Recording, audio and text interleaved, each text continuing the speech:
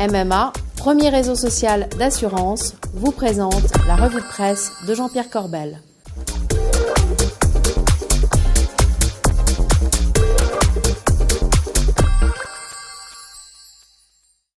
Bonjour, c'est l'été, il fait chaud, c'est mardi et c'est la revue de presse du Club Patrimoine en compagnie, comme toujours, de Jean-Pierre Corbel. Jean-Pierre, bonjour. Bonjour Bogdan. Ça va ? Très bien. Bon, c'est les vacances là ? Eh bien non, il n'y aura pas de vacances pour Club Patrimoine, je vous le garantis, nous vous enverrons des news pendant tout l'été, y compris au mois d'août. Alors pour ça, surtout, n'oubliez pas de vous loguer sur le site, comme on fait, www.clubpatrimoine.com, dans la rubrique membres, il faut remplir le petit formulaire pour être sûr de se recevoir pendant tout le mois d'août les infos de Club Patrimoine, mais ça continuera Bogdan. Mais alors, l'économie est en vacances aussi, c'est la trêve ? Alors, pas de vacances non plus, vous rigolez. Regardez, la semaine commence par la France qui perd son dernier triple A. Regardez cet article dans le Figaro, c'est l'agence Fitch. Alors, une agence, rappelons-le, qui est détenue par un Français, Marc Ladrette de la Charrière, qui enlève à la France sa meilleure note pour cause d'endettement excessif. Une dette de la France qui devrait atteindre 96% du PIB en 2014, voire plus si le ciel s'assombrit, notamment si les taux montent.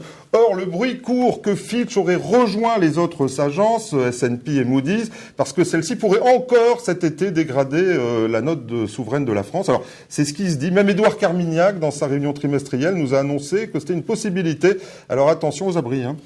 Est-ce que vous n'êtes pas un petit peu trop pessimiste, Jean-Pierre ? Alors, ça m'arrive, Bogdan, oui, mais j'ai l'impression, là. J'ai l'impression. Je ne suis pas le seul. Vous forcez le trait, si. Peut-être. Alors, regardez cet article dans Challenge, en tout cas.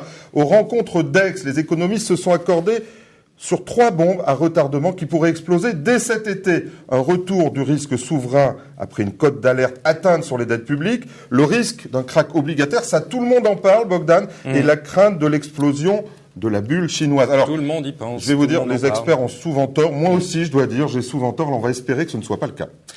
Heureusement, il y a les banques centrales, en tout cas les politiques et les asset managers, y croient beaucoup. C'est bien cela, Jean-Pierre ? Oui, alors heureusement, il y a... heureusement. C'est ça. Non, écoutez, en tout cas, j'aime beaucoup cette phrase que je vais vous citer d'un économiste aux rencontres d'Aix. Alors écoutez-le, certaines banques ont signé un pacte avec le diable. Les États ont incité à acheter leurs dettes en leur promettant aux banques de les sauver en cas de crise. Alors ça fait « je te tiens, tu me tiens », Bogdan. Effectivement, c'est ça. En tout cas, le divorce est consommé entre l'État et les économistes qui nous disent que les dirigeants français maquilleraient, cacheraient un peu la vérité. Oh, non. Et regardez, ça a secoué un peu aux rencontres d'Aix, Pierre Moscovici, regardez-le. Mais puisque je suis ici au cercle des économistes, je sens là, dans l'atmosphère, quelque chose qui ressemble à, non pas de la défiance, mais peut-être de la moquerie à l'égard des politiques. On n'a pas besoin d'avoir ce genre de rapport entre nous. Je le dis, non, je le crois. Chacun est à sa place. Nous vous écoutons. Si. Oui, mais alors, à Aix, il fait très chaud, Ils ont sang chaud là-bas. Ouais, c'était le rosé. Ils l'ont habillé pour 3 saisons, là.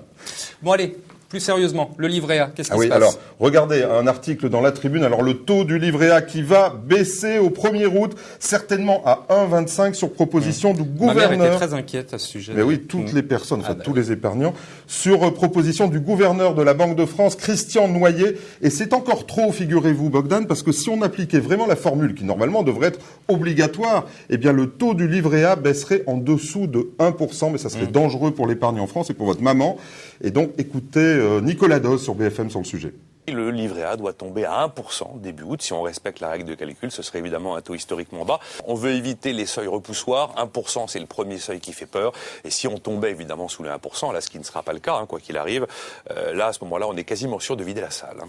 En tout cas, j'ai tout compris sur la manière de calculer le taux du livret A, c'est au moins ça. Alors Jean-Pierre, il se passe aussi beaucoup de choses sur l'assurance vie. Alors l'assurance vie, c'est vraiment dans l'actualité. On attend le budget, on verra si la fiscalité est remise en cause, on en parle beaucoup. Et puis aussi la location d'actifs, est-ce qu'il faudra mettre des actions dans l'assurance vie ? Mais regardez, en plus, cette brève sur le site revenu.com et l'administration qui traite le contribuable à la hussarde. On se souvient, le 14 juin dernier, un vendredi soir, alors que la date limite de déclaration d'ISF était le lundi suivant, l'administration décidait, contre tous les avis du Conseil constitutionnel, de prendre en compte les revenus non distribués de l'assurance vie pour le calcul du plafonnement. Eh bien, l'administration, avant tous les recours, persiste et signe, et elle donne aux contribuables jusqu'au 15 octobre pour déclarer ces revenus, s'ils sont dans le cadre du plafonnement, bien sûr. Jusqu'au 15 octobre, c'est à peu près tout le monde, puisque personne ne l'avait fait, les contribuables avaient déjà déposé leur déclaration.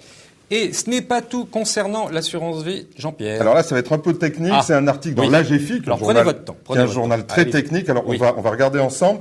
Dans le cadre de l'examen du projet de loi portant sur la fraude fiscale, les parlementaires entendent rendre possible des saisies simplifiées en vue du recouvrement des créances publiques sur les sommes rachetables des contrats d'assurance vie.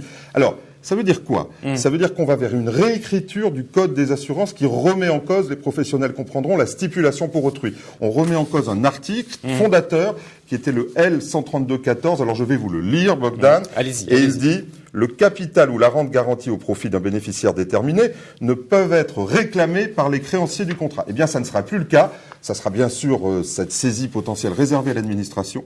Mais enfin, ça remet en cause toute l'assurance vie qui deviendrait un produit comme les autres. Donc là aussi, ça le temps.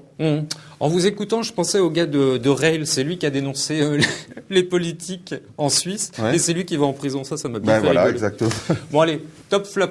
Alors, on va faire que des justes pour rire parce qu'on est dans les vacances. On va pas faire top flop. C'est pas très sympa. Alors, Allons-y.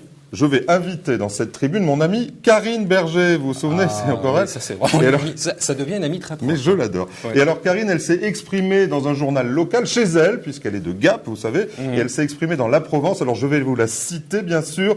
Effectivement, je suis l'un des députés les plus visibles. J'ai le sentiment surtout d'être extraordinairement influente dans l'équilibre croissance-austérité. Ma voix a fortement porté.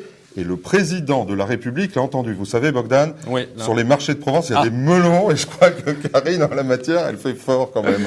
Ma maman sait ce qu'est le livret A, mais elle ne connaît pas Karine Berger. Elle va Karine, bientôt la il y a connaître. encore du boulot. Allez, pour terminer très Allez, vite. un autre juste pour rire, puisque c'est l'été, toujours. Regardez, c'est tout simple, ce dessin de Wolinski. Ce qui est bien, c'est que les dessins, ils parlent d'eux-mêmes, hein, et j'ai beaucoup aimé. Alors, c'est François Hollande qui est poussé par les Français sur le bord de la falaise, et les Français lui disent « François, ça ne va pas assez vite !»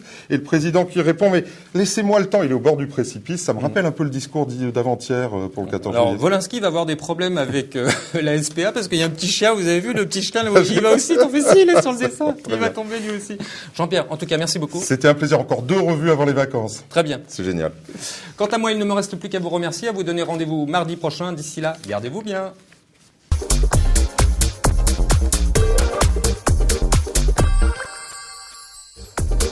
MMA, premier réseau social d'assurance, vous présente la revue de presse de Jean-Pierre Corbel.